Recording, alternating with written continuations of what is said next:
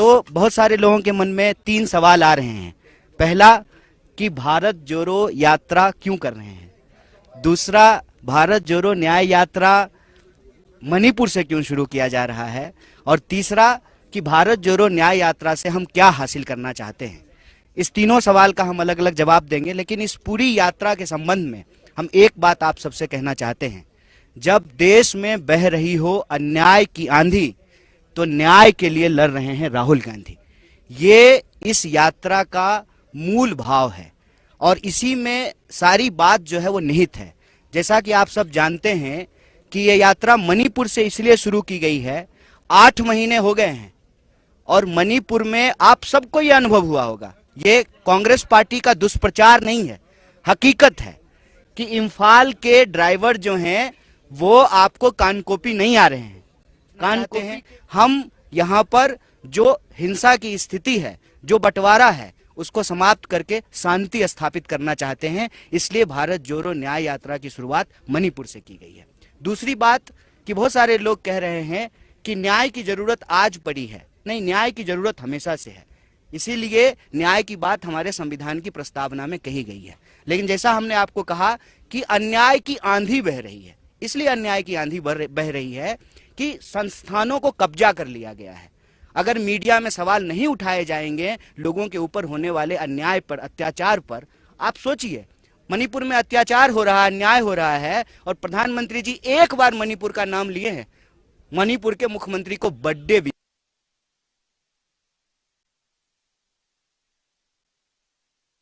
गया है।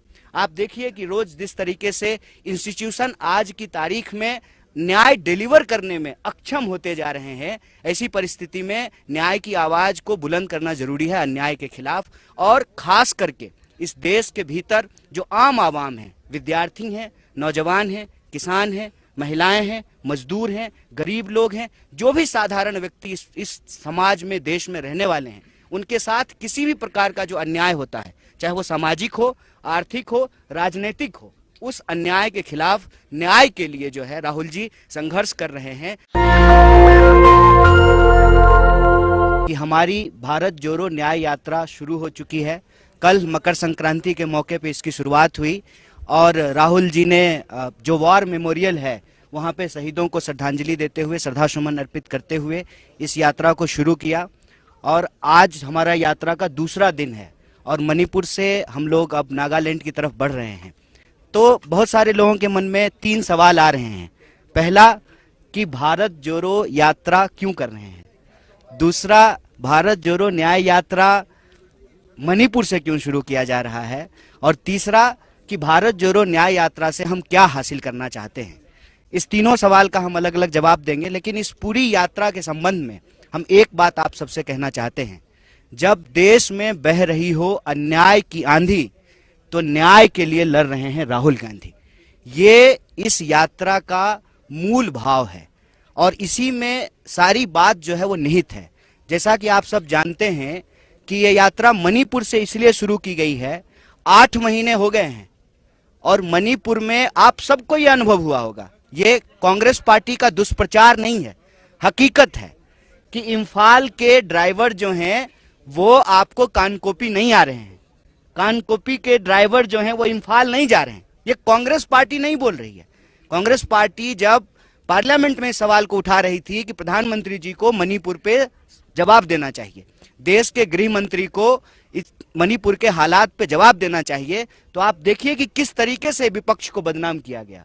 तो राहुल जी उस वक्त आए और राहुल जी देश के प्रधानमंत्री नहीं थे। राहुल जी देश के प्रधानमंत्री भी वो उस हालत में सुरक्षा का तमाम हवाला देते हुए उनको रोकने का प्रयास किया गया। उन्होंने कहा कि जब देश के लोग मर रहे हैं, जब मणिपुर के लोग मर रहे हैं, तो हम उनके बीच में जाएंगे। इसीलिए कल भी उन्होंने कहा कि हम मणिपुर इसलिए आए हैं कि हम मणिपुर के अपने भाई और बहनों का आंसू पोंछना चाहते हैं। हम यहाँ पर जो हिंसा की स्थिति है, जो बंटवारा है, उसको समाप्त करके शांति स्थापित करना चाहते हैं। इसलिए भारत जोड़ो न्याय यात्रा की शुरुआत मणिपुर से की गई है। दूसरी बात कि बहुत सारे लोग कह रहे हैं कि न्याय की जरूरत आज पड़ी है। नहीं, न्याय की जरूरत हमेशा से है, इसीलिए न्याय की बात हमारे संविधान की प्रस्तावना में कही गई है। लेकिन जैसा हमने आपको कहा कि अन्याय की आंधी बह रही है, इसलिए अन्याय की आंधी बह रही है कि संस्थानों को कब्जा कर लिया गया है। अगर मीडिया में सवाल नहीं उठाए जाएंगे लोगों के ऊपर होने वाले अन्याय पर, अत्याचार पर, आप सोचिए मणिपुर में अत्याचार हो रहा है, अन्याय हो रहा है, और प्रधानमंत्री जी एक बार मणिपुर का नाम लिए हैं, मणिपुर के मुख्यमंत्री को बर्थडे भी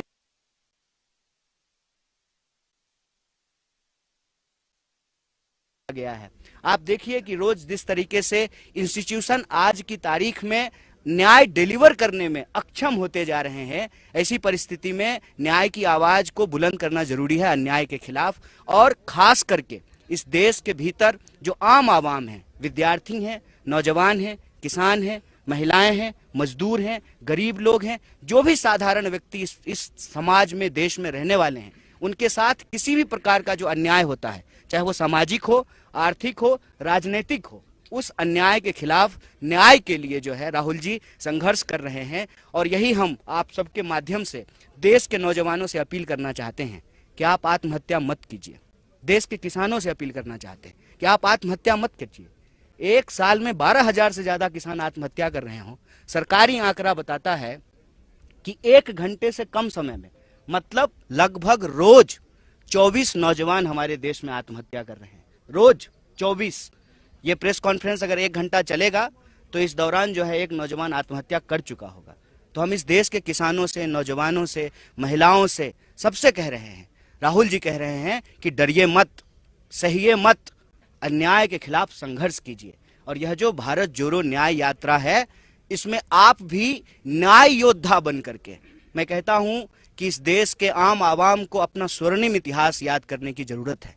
23 साल की उम्र में भगत सिंह अगर फांसी के फंदे पे झूल सकते हैं देश की आजादी के लिए और लोगों के हक के लिए, अधिकार के लिए, न्याय के लिए, तो हमको भी अपने संघर्ष के लिए, अपने न्याय के लिए संघर्ष करना पड़ेगा। जैसे स्वतंत्रता सेनानी होते थे, उसी तरीके से संविधान को बचाने के लिए संविधान सेनानियों की जरूरत है। आप न्याय योद्धा बन करके अन्याय के खिलाफ इस भारत जोड़ो न्याय यात्रा में शामिल होइए। और यह जो न्याय यात्रा है, भारत जोड़ो न्याय यात्रा, ये न्याय के लिए है, आम लोगों के लिए। स्वाभाविक रूप से कई सारे लोग यह प्रश्न पूछ रहे हैं कि इसका चुनाव से संबंध है कि नहीं है। भारतीय राष्ट्रीय कांग्रेस इस देश की सबसे पुरानी पार्टी है, एक राजनीतिक पार्टी है।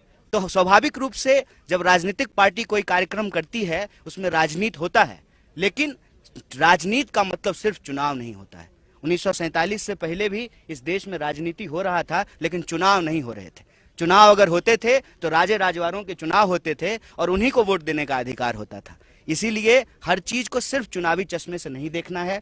यह जो राहुल जी की तपस्या है, यह तपस्या इसलिए है कि अन्याय जब देश में हो रहा हो और चुप्पी साध लिया हो लोगों ने, संस्थाएं जब न्याय डिलीवर ना कर रही हो, उसमें वो न्याय की मुखर आवाज बन करके संघर्ष कर रहे हैं। तो आप सबके माध्यम से देश के नौजवानों, किसानों, तमाम आम आवाम को यह आग्रह करते हैं कि आप भी न्याय योद्धा बन करके इस न्याय यात्रा में शामिल होइए। यह यात्रा आने वाले दिनों में विभिन्न राज्यों से गुजरते हुए मुंबई पहुंच रही है। और मुंबई तक हम इस यात्रा को इसलिए लेकर के जा रहे हैं कि भारतीय राष्ट्रीय कांग्रेस की स्थापना मुंबई में हुई थी। इस देश को आज़ादी दिलाया है भारतीय राष्ट्रीय कांग्रेस ने। इस देश के संविधान को, लोकतंत्र को, अन्याय के खिलाफ न्याय की स्थापना को कांग्रेस पार्टी लेकर के चलेगी। इसी उद्देश्य के साथ यह यात्रा चल रही है। आप सब भी राजनीति से अलग इसलिए रख रहे हैं ना कि जब भी कोई पॉलिटिकल पार्टी कोई पॉलिटिकल एक्टिविटी करती है ना, तो सिर्फ यही सवाल पूछा जाता है कि कितना सीट जीतेंगे, कितना वोट आएगा। सवाल सीट और वोट का नहीं है। जीते हुए हैं ना प्रधानमंत्री, तो 2 बार जीते हैं ना, क्यों नहीं आ जाते हैं मणिपुर? सब कुछ है ना उनके पास, क्या नहीं है? 8,500 करोड़ का विमान है, 15 करोड़ की कार है, 10 लाख का सूट है, सब कुछ है ना उनके पास। एसपीजी कमांडो है, क्यों नहीं आते हैं मणिपुर? क्यों नहीं आ रहे हैं गृह मंत्री? 5 राज्यों का चुनाव हुआ था। 5 राज्य के चुनाव में एक चुनाव जो है वो नॉर्थ ईस्ट में भी हो रहा था, पूर्वोत्तर के राज्य में भी हो रहा था। आए थे प्रधानमंत्री, चुने हुए प्रधानमंत्री है ना, 303 सीट है ना। सिर्फ चुनाव पे हर चीज को सीमित कर देंगे तो फिर हमारे आंख के सामने जो अन्याय हो रहा है उसमें न्याय कौन ढूंढेगा, न्याय के लिए कौन लड़ेगा? हर चीज को अगर चुनाव पे ही सीमित कर देना है। राजनीति से हम इनकार नहीं कर रहे हैं, एक पॉलिटिकल पार्टी है, हम एनजीओ नहीं है, हम चुनाव लड़ते हैं, हम चुनाव लड़ेंगे, लेकिन सिर्फ चुनावी नफा नुकसान से हर चीज को देखेंगे तो इस देश का बंटवारा होता रहेगा, जैसे बंटवारा हो गया है मणिपुर का। सिर्फ वोट के गणित से नहीं आ रहे हैं ना, सुरक्षा के सवाल से तो नहीं है। हम लोग जब आ सकते हैं तो प्रधानमंत्री क्यों नहीं आ सकते हैं? मतलब वो सुरक्षा के सवाल से नहीं आ रहे हैं, वोट के गणित से नहीं आ रहे हैं। इस नहीं नहीं नहीं नहीं नहीं, नहीं। गांधी जी की जो है शहादत 48 में हो गई, चुनाव इस देश में 52 में हुआ था ना सर। तो गांधी जी तो चुनाव नहीं लड़े थे, तो हम ये कह सकते हैं कि गांधी जो है इस देश में न्याय के लिए नहीं लड़े। इस देश में हजारों साल से लोगों को मंदिर प्रवेश नहीं करने दिया जाता था, गांधी जी चुनाव लड़के लोगों को मंदिर प्रवेश नहीं कराए थे। छुआछूत के खिलाफ, वर्ण व्यवस्था के खिलाफ, इस देश के जो आम लोग हैं उनके हक और अधिकार के लिए गांधी जी लड़ रहे थे, सिर्फ चुनाव के लिए नहीं लड़ रहे थे। मैं कह रहा हूं कि चुनाव हम लड़ेंगे और पूरी मजबूती से लड़ेंगे। देश का सबसे मजबूत विपक्ष पार्टी होने का अपना रोल निभाएंगे, हम उससे भाग नहीं रहे हैं।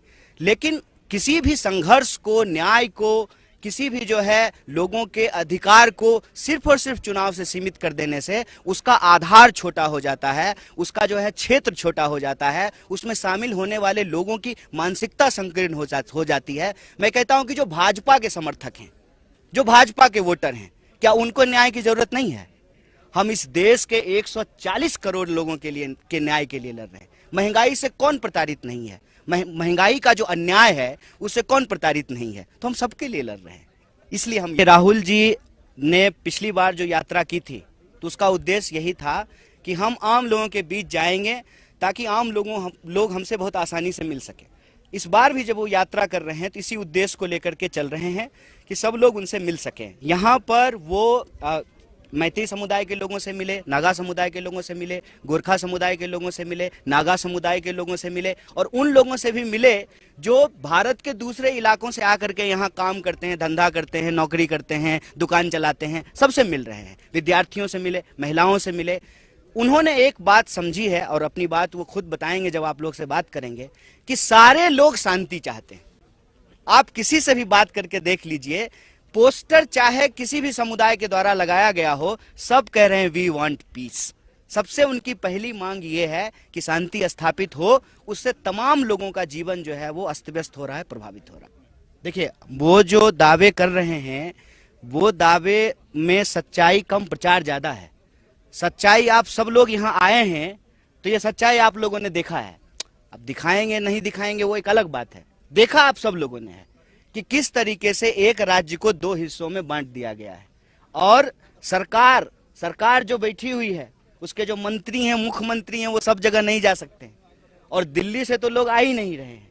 तो स्थिरता का जो उनका दावा है वो सिर्फ प्रचार है। दूसरी बात यह है कि हम सिर्फ एक तरह के अन्याय की बात नहीं कह रहे हैं, हम कह रहे हैं सामाजिक, आर्थिक, राजनीतिक, तीनों प्रकार के जो अन्याय चल रहे हैं। मैंने आपके सामने नौजवानों की आत्महत्या का आंकड़ा दिया। आप देखिए कि किस तरीके से देश में नौकरियां समाप्त की जा रही है, किस तरीके से 45 साल में देश में सबसे ज्यादा बेरोजगारी है।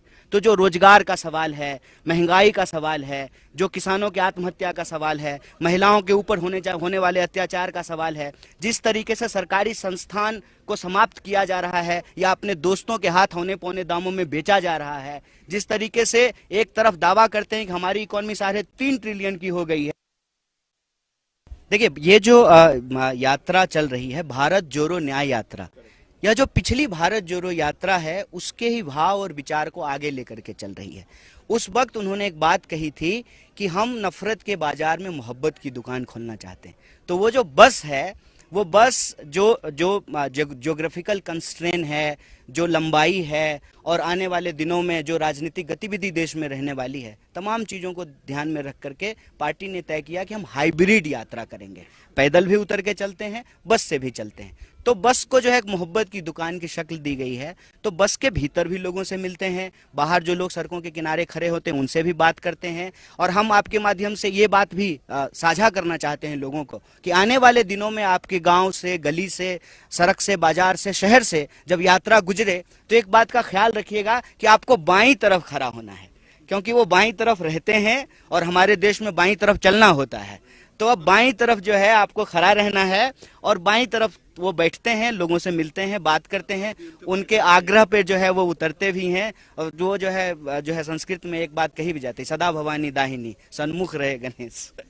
तो लोग जो हैं बाईं तरफ रहते हैं, हमारे देश में बाईं तरफ हैं, वो चलेंगे। तो उनसे आग्रह है कि वो रहें, वो मिलते हैं और बस वो जो मोहब्बत की दुकान है उसमें बुला करके बिठा करके बात भी करते हैं।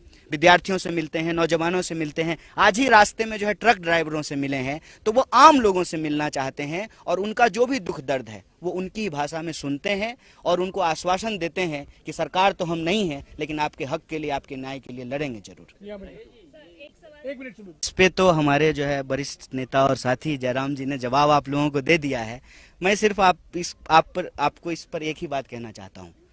कांग्रेस पार्टी किसी भी धर्म के खिलाफ नहीं है, किसी भी धार्मिक आयोजन के खिलाफ नहीं है, किसी भी धार्मिक भक्ति भाव भावना के खिलाफ नहीं है। कांग्रेस पार्टी सर्वधर्म समभाव में विश्वास रखती है और आज से नहीं, यही बात गांधी जी कहते आए, रघुपति राघव राजा राम, पतित पावन सीताराम, ईश्वर अल्लाह तेरो नाम, सबको सन्मति दे भगवान। सबको, मोदी जी वाला नहीं, सबका साथ सिर्फ कहने के लिए, सबको सन्मति दे भगवान। तो कांग्रेस पार्टी किसी भी धार्मिक आयोजन का विरोध नहीं करती है। जहां तक निमंत्रण की बात है, भाई हम लोग तो गाना सुनते थे ना, चलो बुलावा आया है, माता ने बुलाया है। भगवान जब आप बुलाते हैं आपको, भगवान जब आपको जो है ऐसी परिस्थिति पैदा करके देते हैं जीवन में, तो आप जाते हैं ईश्वर से मिलने के लिए। किसी निमंत्रण, किसी का शादी है क्या? ऐसा तो नहीं है कि जय शाह का जो है ब्याह हो रहा है और सबको जो है निमंत्रण बंटवा रहे हो अमित शाह, ऐसा तो नहीं है। तो वो कौन होते हैं भाई? वो तो भगवान के पास हम भक्त हैं। और एक बात और बताइए, मैं तो वहां से आता हूं, मेरी दादी कहती थी मन चंगा तो कठौती में गंगा। एक बूंद जो है गंगा जल, पानी को गंगा जल मान करके और आप पवित्रता का मंत्र पढ़ के वही गंगा हो जाती थी और आप शुद्ध हो जाते थे। तो कहती, मेरी दादी तो कहती थी मन मंदिर में ईश्वर का निवास होता है। ईश्वर आपके व्यक्तिगत आस्था का चीज है, प्रदर्शन का विषय नहीं है। लेकिन वो कर रहे हैं, उसके पीछे सबको मालूम है, सब जानते हैं, आप सब जानते हैं, पूरा देश जानता है। किसी साधारण व्यक्ति से पूछ लीजिए, वो आपको बता देगा कि आनन फानन में ये इसलिए हो रहा है कि चुनाव है। ठीक बात है। तो वो एक 22 तारीख के राजनीतिक कार्यक्रम में पार्टी ने आग्रह पूर्वक मना किया है कि राजनीतिक कार्यक्रम में नहीं जा रहे हैं। मंदिर जाएंगे, क्यों नहीं जाएंगे, जा रहे हैं। इस यात्रा के दौरान ही आप देखिएगा कि हम हजारों सैकड़ों मंदिरों में जाएंगे, गुरुद्वारों में जाएंगे, मस्जिदों में जाएंगे, चर्चों में जाएंगे, क्यों नहीं जाएंगे। कांग्रेस पार्टी जो है कोई एथीस्ट पार्टी नहीं है कि जो है मंदिर का विरोध करेगी या किसी भी धार्मिक अनुष्ठान का विरोध करेगी। कांग्रेस पार्टी जो है सब धर्म की पार्टी है और सब धर्म के नेता थे। कांग्रेस पार्टी के पहले कैबिनेट आप देख लीजिए नेहरू जी का, उसमें श्यामा प्रसाद मुखर्जी भी थे, अंबेडकर जी भी थे और मौलाना अबुल कलाम आजाद भी थे, जॉन मथाई भी थे। कांग्रेस पार्टी ने किसी भी धर्म को अलग नहीं किया। इसीलिए मैं आपको बता देता हूं, सिर्फ कांग्रेस पार्टी भारत जोड़ो न्याय यात्रा कर सकती है, क्योंकि कांग्रेस पार्टी सबकी पार्टी है, कोई दूसरी पार्टी नहीं कर सकती है। हम इम्फाल से यात्रा शुरू किए हैं और यहाँ जो है सेनापति तक आ गए हैं, हम आ गए हैं और कोई कंकड़ भी हमारे ऊपर नहीं फेंका है, क्योंकि ये कांग्रेस पार्टी है। दूसरी पार्टी जो है एक पहचान के आधार पे, एक क्षेत्र के आधार पे सिमटी रहती है। कांग्रेस पार्टी की विचारधारा सार्वभौमिक है, सबको साथ लेकर चलने वाली है, सर्वधर्म समभाव वाली है। तो सिर्फ 22 तारीख के निमंत्रण पे सारा बहस केंद्रित मत कीजिए, एक राजनीतिक कार्यक्रम है।